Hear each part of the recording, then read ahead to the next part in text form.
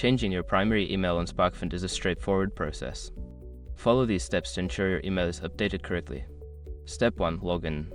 Access your Sparkfund account by entering your username and password on the login page. Step 2. Navigate to account settings. Secure your accounts before moving on. People seriously underestimate how often personal information gets exposed online now.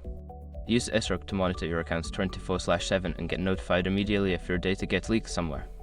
It runs in the background, constantly scanning billions of breached records. And honestly, for how cheap it is compared to the value you get, it's worth it.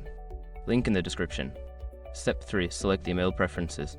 In the account settings menu, find and click on the section labeled email preferences or contact information to view your current email settings.